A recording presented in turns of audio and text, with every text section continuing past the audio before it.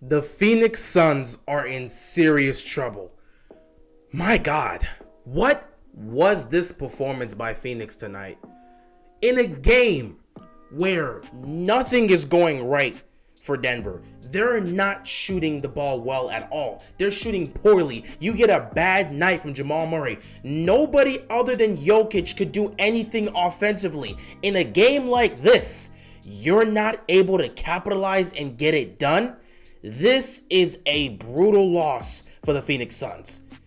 The only silver lining is that you're going back home for games 3 and 4. But tonight was a game you had to have. You were in a prime situation to win it with the way Denver was playing poorly offensively.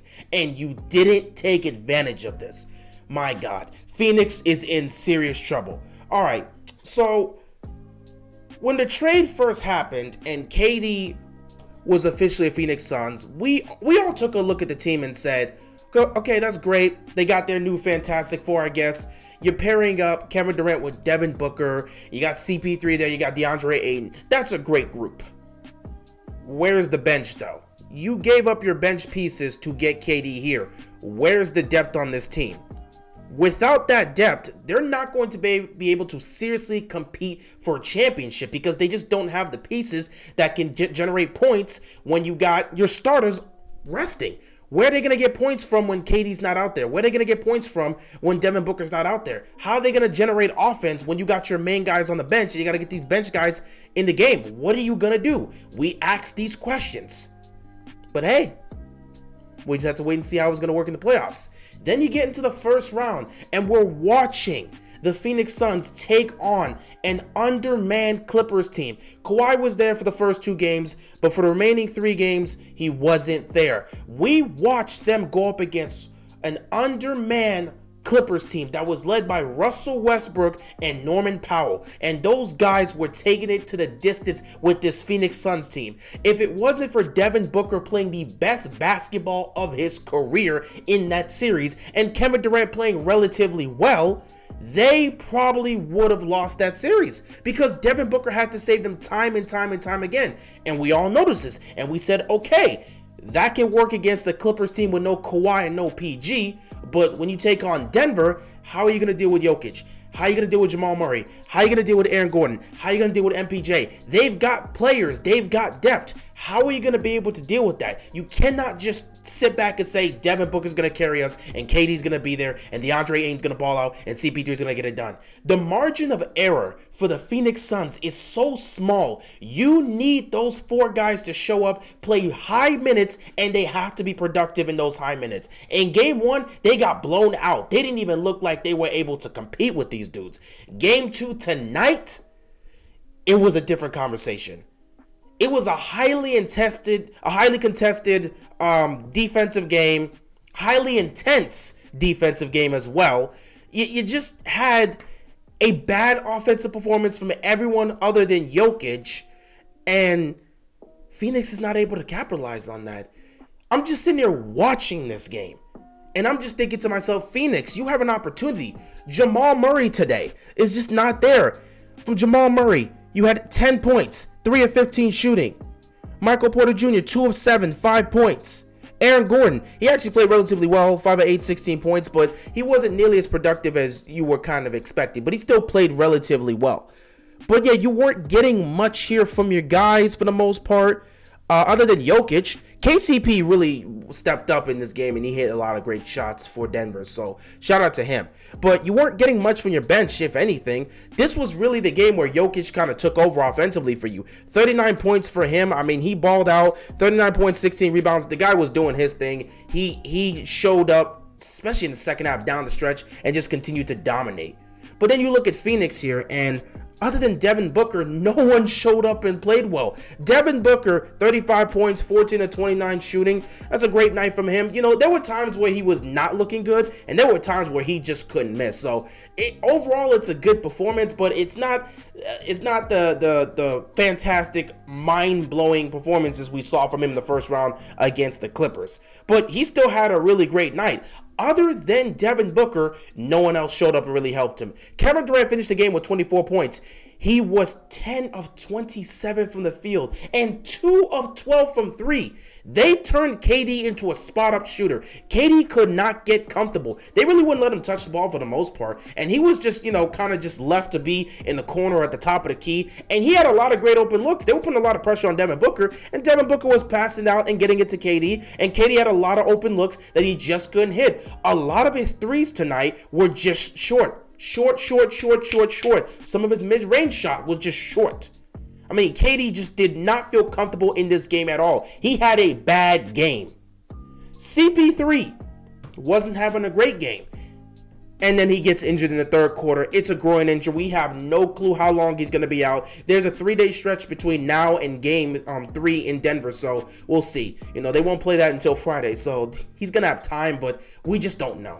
So CP3's not playing well. Kevin Durant's not playing well. DeAndre Ayton played better in this game than he did in game 1. That's not saying much because he didn't do anything to slow down Jokic. He didn't have much of an impact here. He played better, but there's not much to say. DeAndre Ayton, I don't know what you do with him, bro. I don't know what you do with DeAndre Ayton. I really don't. Like, he has been a liability in this series. He has not helped out at all. Even though he had a better game today than he did in game 1, he still wasn't impactful, especially down the stretch. At some point, Jokic just started cooking him, and it was just a bad look. I don't know what to say, man. I don't know what you do with DeAndre Ayton. This team struggles to generate points when either Devin Booker or Kevin Durant is on the bench. And then when CP3's not out there facilitating the basketball, at times they just look lost on offense. I'm looking at Monty and I'm thinking, dude, what are you going to do? Monty has not been good in this series so far coaching. Where are the adjustments being made? Especially tonight, in a game where only Jokic was playing really well, where were the adjustments? This was a winnable game and I didn't see the adjustments from Monty. What happened? He is not having a good start to this series coaching-wise. And the Phoenix Suns are not having a good start to this series. A game like this and they lose, they really just not, they truly cannot compete with these guys down the stretch. They're playing their main guys high minutes. How many minutes did you have for KD tonight? KD played 44 minutes. Devin Booker 45. I mean, just these guys, they have to be on the court nearly every minute because those are their two main scorers. Those two don't get rest. So you're asking Kevin Durant and you're asking Devin Booker to play nearly 48 minutes every single game, and they have to be nearly perfect and shooting at a high rate and making these shots. You're asking that from them if they have any shot to win because they're not getting production anywhere else. DeAndre Ayton is not helping out, and CP3, he's not the same guy, and now he's injured. What are you going to do if you're Phoenix?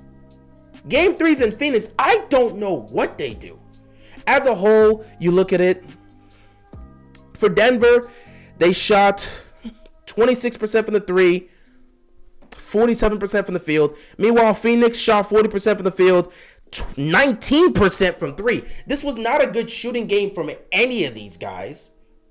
The game was up for grabs for pretty much all of this until like the last 5 minutes of the fourth quarter, where you started to see Denver just continue to execute. There was like a 5-minute stretch where Phoenix just could not hit a shot. And at that point, you're looking at them and saying they have the opportunity. Denver was not hitting shots either. They were like in 1 or 2 baskets. The game was still relatively close. But my God, Phoenix just could not take advantage of this. They're in serious trouble. They are in serious trouble because I don't know where they're going to be able to generate offense from if it's not from Devin Booker or Kevin Durant. When CP3's there, he's not really scoring, but he can still facilitate the basketball and try to get these other guys involved. Now he's hurt. And with the way DeAndre Ayton's been playing in this series, what do you do? Seriously, what do you do? If you're the Phoenix Suns, what do? You're not getting production from your bench. You have to play both Kevin Durant and Devin Booker high minutes in this throughout the entire series. Every game, they got to play 40-plus minutes. They can't get a break. DeAndre Ayton is doing nothing to slow down Jokic, and he's not doing anything on the opposite side. So he's not really doing anything offensively. He's getting beat for the rebounds, and then Jokic is cooking him every time he gets the matchup. So what does DeAndre Ayton do for you? He's not doing anything meaningful on the court or impactful on the court to help this team. What do you do if you're the Phoenix Suns? What do? You got game 3 at home in Phoenix. CP3 is probably not going to play in that game. Kevin Durant is going to have to bounce back. Will that be enough? Because we know Denver is not going to play like this again. Jamal Murray did not have a good game. He did not have a great shooting night. And the Nuggets were missing a lot of open shots too. They're not going to play like this in game 3. So what do? Just watching the last 5 minutes of this game, you could just tell Phoenix cannot compete. You could just tell because at some point Denver continued to find ways to make stops defensively, and you kind of just saw the Phoenix offense just shut down. They just shut down. They couldn't generate points. Devin Booker started struggling towards the end. He couldn't get a clean look. Kevin Durant continuing to be open from 3. He continued to miss. DeAndre Ayton doing virtually nothing on the court. What do you do if you're the Phoenix Suns? Meanwhile, on the opposite side, Jokic continued to get it going. Jamal Murray started making some shots, getting impactful in this one. And then you look at Aaron Gordon, he's getting involved. Jesus, I don't know what to say, man. I don't know what to say. KCP coming in, he's being impactful. They got depth, and Phoenix cannot keep up. The last 5 minutes of this game should tell you everything you need to know about Phoenix. They cannot keep up with these boys. They cannot. So what do you do if you're the Phoenix Suns? They're in trouble, man. The only way they can win this is if both Kevin Durant and Devin Booker go off every single game. You need 30 plus points from both of your players. Both these guys have to show up every game moving forward. Both these guys have to have 30 plus points in impactful moments. And then DeAndre Ayton is going to have to be impactful on the glass. If he's not going to do much scoring, he's got to get 15 plus rebounds. You need something from this guy. And we don't know what CP3 is going to be. So I don't know, man. I don't know. If you're Phoenix, I don't know. Torrey Craig, 0 of 2, 0 points. He had no impact. Cameron Payne, awful. 1 of 7, awful. I don't know what he was doing on the court tonight. If you're Phoenix, you're in trouble, man. Meanwhile, Denver, you did your job. You protected home court. You're going to be on the road in Phoenix on Friday. You showed everybody tonight that these guys cannot hang with you down the stretch. These are the type of games you want to, you got to be able to win. If you want to win a championship, there's going to be gritty games like this that you have to be able to figure out how to close. And tonight, you showed us that you can close in these moments. That's a big step for Denver. Other than that, man, Jokic just taking over tonight, doing his thing. Shout out to him. Fantastic performance by him, stepping up in those moments when your team needed it most. Got to give credit to the 2-time MVP. He did what he needed to do tonight. Carried his team to a victory. But yeah, we'll see what happens in Game 3. We have no idea the status of CP3. We'll have to figure that out. Kevin Durant needs to have a bounce-back game. And Devin Booker, man. Devin Booker's going to have to continue to play the way he's playing. I don't know what to tell you, man. I don't know what to tell you. Phoenix is in serious trouble. Anyway, that's all I got to talk about here. We'll see what happens in Game 3. With that being said, that is all I've got. And I'm out of here, man. Peace.